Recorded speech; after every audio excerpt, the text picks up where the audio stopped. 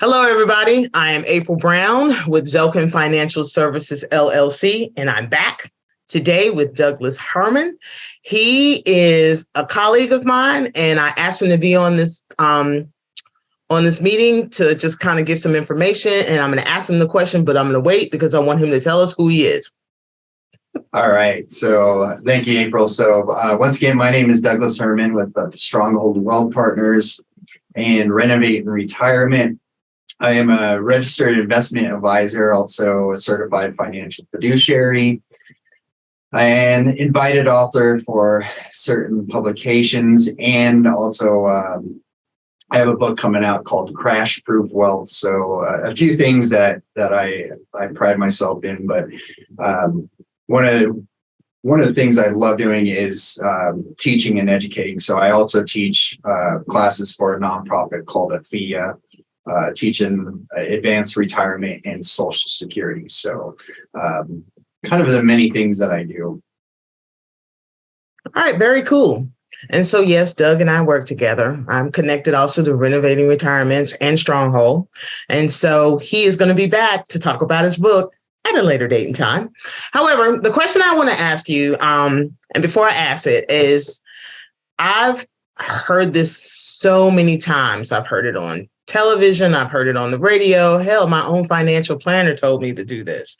Mm-hmm. And it's that 4% rule. First of all, what is the 4% rule and why do I keep hearing about this? Yeah, so it's a hot topic right now, especially with we have the baby boomer getting ready to retire. We have biggest generation of people getting ready to retire, 78 million baby boomers. So it is a hot topic because, it's how we retire. And for most people, it's going to be the way they retire. So to really understand the 4% rule and why it's so important right now, we really have to go back and kind of study the history. So we want to go back, look at the history of the 4% rule, how it came about and why it's around now and why it's so important, such a hot topic. So looking at the history of the 4% rule. So we go back in the day. Back in the day, we had something called a pension, right? So my uncle had a pension, and the way it worked for him is he retired. And the day he retired, he quit work on Friday. And then the next week his income was replaced, right? So it was replaced with a pension. So he never missed a beat. And it was nice because that pension was in place. It was calculated for him. It was already planned out, and it's a lifetime income. So he doesn't have to worry. He's retired, right? He doesn't have to worry about anything. So fast forward to today, and we see something called a 401k, right? Right. So everything is kind of switched over to this 401k. The pensions are rare. They're still out there, but we're seeing fewer and fewer pensions, and that's actually going to shrink and dwindle from here. But for the most part, most people I talk to, 95% of them have a 401k. And so what happened from that shift from the pension to the 401k or the defined contribution plan is it was more cost effective for the companies. It was more cost effective for to not have a pension. So the responsibility shifted from the pension and the pension managers to the employee. So now the employee has all the responsibility in the world. Yes. That's kind of that shift over. So if you think about it, you had a pension, it was run by the pension manager, and they would literally look at the math and they'd come up with the actuarial numbers, and they would say, all right, if he retires on this date, by these numbers, if we calculate them just right, he'll have a lifetime income. So This is a financial professional doing something that's very important, helping people with retirement. So now we shift that responsibility to the non-professional, the everyday Joe down the block, has now got to take the biggest thing in their life, which is retirement, and basically come in and do what a professional was doing and take that responsibility. So Right. you can see how that there's kind of a problem forming here already. So what happens is somebody's got a 401k, and let's say they retire and they got $1 million for retirement. Well, the question is, how much income do I get to retire with? Right. $1 million is $1 million. What does it mean for a retiree? Most people don't have a clue. So you'll have people, they're figuring it out. All right, I got $1 million. Well, if I take $100,000 per year, well, that's pretty good. But wait a second, that's 10%. We have $1 million, $100,000, 10% of that. Well, let's see, we're 65, we're retiring now. We take 10% of our portfolio. Well, that's only going to last 10 years. So this is kind of the math that's going on with people trying to figure it out. So they have, well, 10 years. I'm going to be age 75 out of money. So that's not going to work. And it's still connected to the market. It is. So here's the important part. It's connected to the market, right? So most people are thinking 10% of my portfolio, I only got 10 years. Well, if the market's doing good, you might have 11 years or 12 years, or if it's really doing good, 13 or 14. If the market's not doing good, you might only have 9 or 8 or 7 years. So it's still attached to the market. So most people, when they're making these decisions, they're not calculating the market in this. So yeah, I'm glad you bring that up because, just to kind of give us a look at how that thought process goes. So, well, 10% might be too aggressive. So that's kind of what we're thinking. But then they might come back and say, well, if I only take 1%, well, 1% of $1 million is only $10,000 a year. I can't live off of that, right? So that's not going to work. 10% is too aggressive.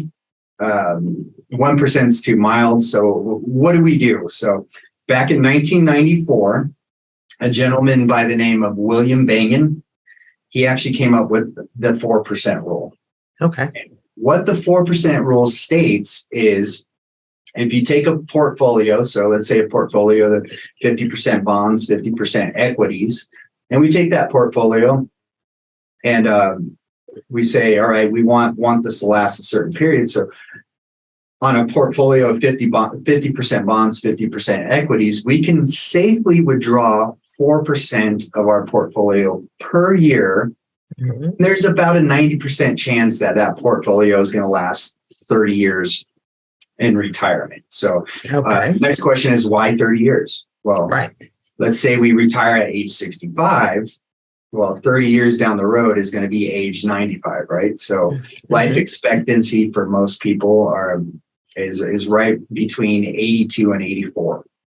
If you're a female, it's going to be closer to 84. If you're a male, it's going to be a little bit lower. So just the way it goes. I don't know if the guys are just hanging out of hot air balloons or what it is, but it tends to be the female that lives a little bit longer. But life expectancy is right there. So if we're planning to age 95, life expectancy is right around 84, then we might have retirement covered, right?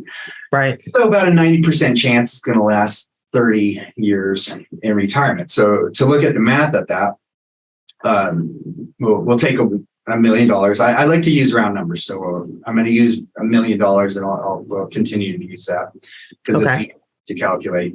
Let's say we have $1 million and we want to figure out how to get 30 years of retirement off $1 million. Well, we take the 4% rule.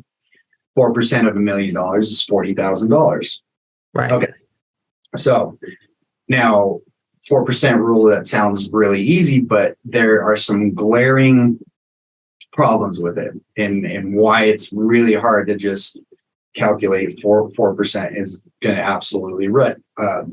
And that's why we have that margin of error. So number one, first glaring rule is number one, we have people's emotions, right? So let's say we have $1 million, we think we're loaded, and we figure out that 4% rule is only going to allow us to withdraw $40,000 of that $1 million. Right. So we're making $80,000 at work. Right? Now we're going down to $40,000. That's emotional, right? So if we're doing the math and we want to make that last, well, we got to follow the 4% rule, but most people are kind of going, I was making 80,000. Now I got to go down to 40. No, that's not going to work. So first part is the emotion. So most people are emotional about their money. So that's number one. Second thing is we have inflation. We've seen inflation just going crazy, crazy, crazy. Right. And we have fees. We don't know what the fees are in accounts. I've seen fees from anywhere 2%. 1.35% for one of the big wirehouses that we all have heard of, down to 0.5% if you're just indexing something like that. So it varies. It's all very different on the fees, inflation, the emotional part. Here's the fourth is the market. So you had mentioned the market return. So usually linked in a market. So what's a market doing? We have no idea. From year to year, it changes so much, right? We're seeing 2022 right now, or 2023, but we just finished 2022 and we saw the markets down close to 20% for the year. So it changes things a lot. So I actually prepared a slide to kind of go through how it goes for you. So I think it's better to have it visual because it really helps see how does the 4% rule, how do fees and how does inflation work in there? And then what am I talking about with market returns? So if we have good years in the very beginning of our retirement, you might say, if we have bad years in the very beginning of retirement, 4% rule might not work out so well. So I'm actually going to share my screen and we're going to look at that because I did put something together for you. Okay, cool. Go over that. Because I'm a visual person and I need to see some things. Yeah, and I figure most people say, we were talking about the history of the 4% rule, but it is nice to actually see the numbers here. And so April, is that turning out all right there? Yeah, I see it. Periods, returns, market loss, and distributions. Okay, perfect. Yeah, so we're going to look at a period. So we're going to look at 2000 to 2022. So we're going to look at that period. And we're going to take an individual that is retiring in 2000 or 1999, right in that time frame. Right. And we're going to look at that portfolio, how it holds up. And first thing we're going to do is we're going to use that $1 million once again. So we have $1 million in that portfolio. Okay. And as I mentioned before, the 4% rule really depends on what's the market doing. So I mentioned if we have good years in the beginning, it might be favorable. Bad years in the beginning, it might not be so good for us. So we're going to start with 3 bad years. So right up front, we have some losses going on. So that's 2000, 2001, 2002. And this actually happened to people. And at the same time, we're going to go ahead and start taking those distributions, the 4% that we talked about. Okay. So 40,000. We are going to do a cost of living adjustment of about 1.5% on the portfolio. So kind of helping us out with inflation. Some people are probably going to want to do a little bit more, but we're just doing 1.5%. And we can see over that period, look what happens in 2019. They've run out of money. They followed the 4% rule, but guess what? They ran out of money. And the only reason why they ran out of money is because of those 3 bad years in the beginning. So this is what's called sequence of return risk. So one of the responsibilities that somebody that wants to use the 4% rule, this is one of the big concerns. Now, on the other hand, let's put the good years up front. So I did the same thing. All I did is you'll notice I just switched the years around. So I have 2000 on the bottom, 2022 in the beginning. So we have more favorable years in the beginning. So you'll see those good years. We have some really good years in the beginning. One bad year to start off, but some good years after that. Same thing, $1 million, that same portfolio. And we're going to take that 4% distribution and give it that cost of living adjustment. So this is how it's done.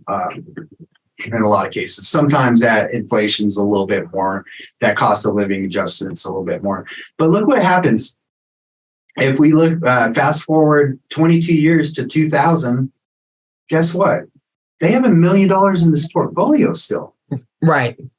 They're still taking distributions that whole time. Right. So this is the crazy part. If we take those years, all we did is flip the numbers. All we did is change the sequence of returns when we get the bad years and when we get the good years. Right.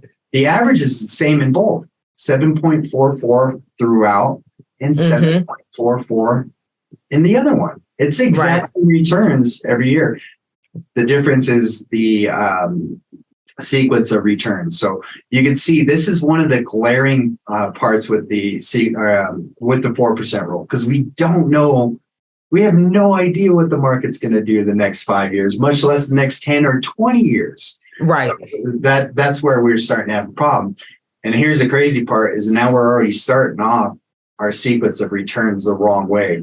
20 was not so good. So we'll have to see how things goes. So do you have any questions on this and kind of how this worked? Or pretty cool when you get to see it. It is. It's pretty cool. So the sequence of return is important. So, it reminds me of some folks that I know who retired in 2008. 38.4. What is it? 38% loss in the market. And they took such a major hit in their 401k and they were really worried. And they're like, oh my goodness, what does this mean? So you see the sequence, if the sequence of return, they had the major loss, but then, for the next 3 years after that, it was okay. And it started to creep back up. And so, it just gives people food for thought. And so it's just like, it's really important. So if you have something where, you got to figure out where you're going to take your money out. So if the market is down, then you don't necessarily want to take your money out of this 401k or this traditional Roth IRA that you have. You got to think about something else to do because you want to leave it in there because you've already taken a hit. So are you going to, and then if you're talking about taking 4% on top of the 38%, you're like, oh. Good point. Yep. And that was going to be my point is, hey, it's a 38% loss in the market, right? 2008. Well, let's add a 1% fee. That's 39%. Right. Now, 4% on top of that, we're looking at almost a 44% loss. Right. In your portfolio in 1 year. So a good point is, hey, if we take a loss like that, maybe we should look somewhere else to take distributions so we can allow things to recover. So very good point. And that's a big part of financial planning is where do we get funds to kind of let our portfolio recover so that this 4% rule is not draining our account. So no, good point. So yeah. And then when I also, looking at it too, not thinking just about that, but also thinking about, well, how do you really diversify your money? So, they're always talking about diversification. Well, some of that is, okay, yeah, you can have some money in the market, but you probably need to have your money in other financial vehicles that are going to help offset what you got going on. So that's a way to diversify. It's just, you got to understand what you have. And if you don't know, talk to somebody who does. And good point. Sometimes we're diversified in all risk, right? We have all right, exactly. And then not, when the market goes down, we take a loss in all of them. So is that really diversification, or is that just kind of, we had our portfolio in different kinds of risk, but we didn't really have. So yeah, something to also think about how what does diversification really mean. So right. So and the 4% rule, and you can see we have those big risks. Well, what's the fee coming out on top? What is inflation? How are we going to adjust for inflation? Sequence of return risk or a sequence of inflation risk, both of those. Right. And now we've taken all these risks and we put them on the 401k owner, the financial professional to kind of figure this stuff out. So you can see where this problem is. And we actually have, I follow a lot of economists, but there's economists out there they're saying the 4% rule is not even close to the 4% rule. It's actually closer to 2.4%. So that was my next question, yeah, which was, the economists are saying the 4% rule may not be what you want to follow. And so, yeah, and it might not work just because of what we were talking about there and what we were seeing. So if we can draw that back a little bit and bring it down to the 2.4% rule, guess what? We got a great chance, but we got $1 million and we're trying to retire $24,000 per year. Right. That's like $2,000 a month. Yeah. Right. But then on top of that, most people, when they want to retire and you ask them, what is your desired retirement income? What is it that you want to make in retirement? Nobody says $2,000 or $24,000. Nobody. Most people are like, well, I want to, continue to live off the same amount of money I've been making thus far. Now, every now and then you may get people who are like, well, we just need this amount of money, but that's not far and few between, but that's not as many. That's like 1 out of like 5 people that you talk to. And then, everybody else is like, no, that's not enough. So really having a retirement plan in place to address all of these things is what's most important. Yeah. And how are we going to address things like sequence of return risk? Mm-hmm. And you ask, and I do this from time to time. I'll show them, hey, this is what sequence of return risk is. How do you plan on mitigating that sequence of return risk? Guess what? They're not going to have a clue. Here again, they're the 401k owner. They don't know the financial tools out there and the strategies that you can use to start mitigating some of this stuff. So, like you were saying, it really helps to have a financial professional helping you with all this stuff, because it does. Because most people most financial planners tell you how to save and how to accumulate wealth. It's just, I've not been able to find one who's been able to talk to me about how to disseminate it. They tell me to put it back in the market. I'm like, wait. Wait, what? But I'm retiring. I don't think I want my money in the market because 2022, it lost like 22% or something like that. And you're just like, I can't afford to take that kind of hit when I'm retiring. I need all my money. So I have to be smart about where all my money goes. And so this is why, you should talk to folks like myself or Doug. Well, because you need that money for income, right? Right. So how much income can you take if the market goes down another 20% next year? Right. How much income are you going to be able to take in 10 years from now? Right.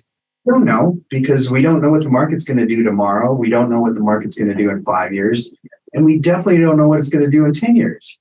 So how can we plan for income if we're taking losses, or, income could be higher, it could be lower. So we can start to see why economists are saying that's the 2.4% rule, and it's no longer the 4% rule, because with the 2.4% rule, at least we're starting to mitigate some of those risks that were put back on just the 401k owner and people trying to do the 4% rule. So that's why economists have kind of drawn that back to the 2.4% rule.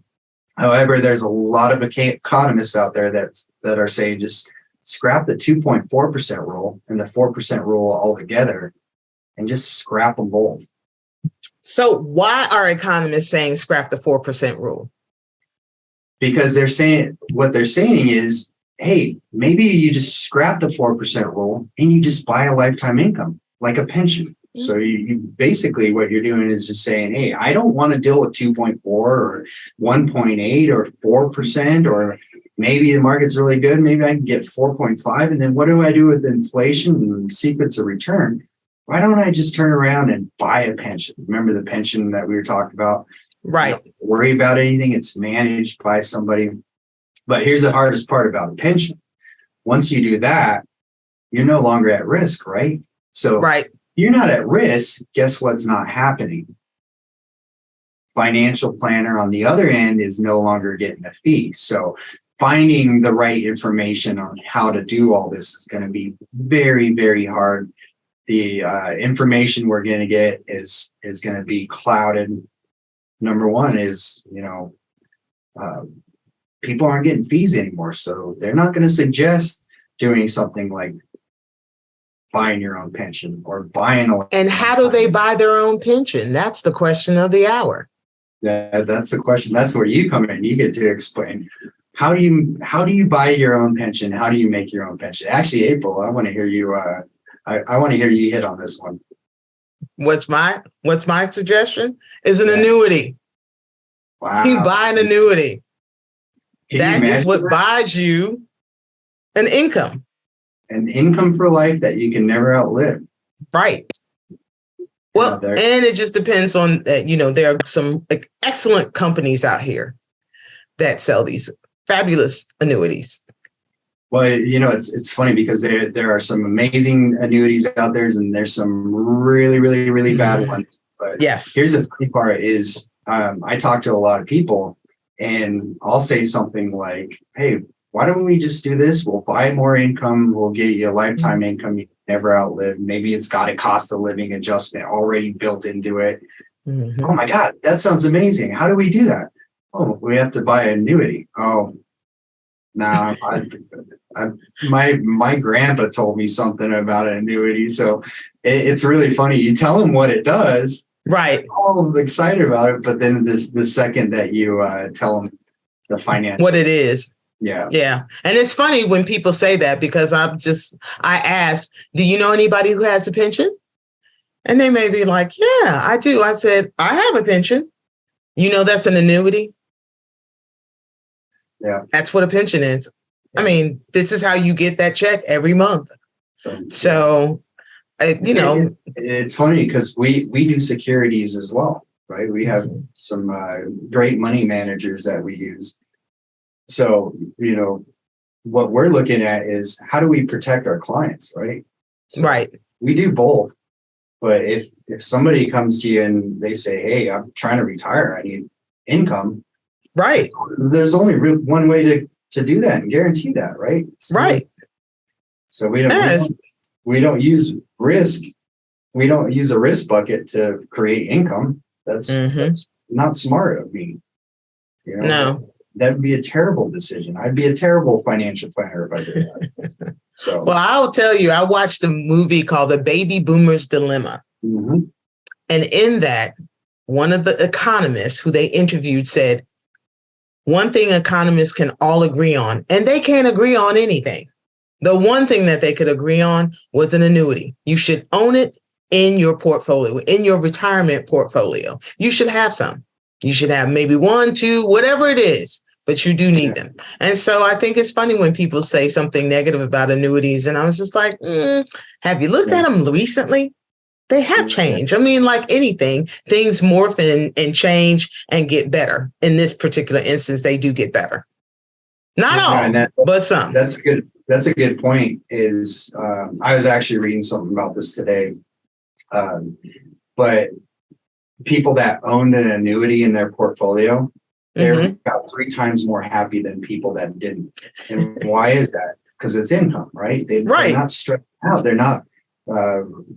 Some guy in Russia decides to go to war with the Ukraine. We're not watching our portfolio. We got income. We don't. Right. It's not as we might care because we care about people, but we don't care about our income side. So yeah, people that and another point is you don't have to have everything in an annuity. Right. It creates income, right? Right. So that's the cool thing about it. But yeah. All right. Well, thank you so much. I hope that answers the 4% rule, and I hope that helped out. It did. Okay. It did, very much so. And so thank you, Doug Herman, for coming on and answering the question about the 4% rule. I am April Brown with Zelken Financial LLC. I hope you learned something.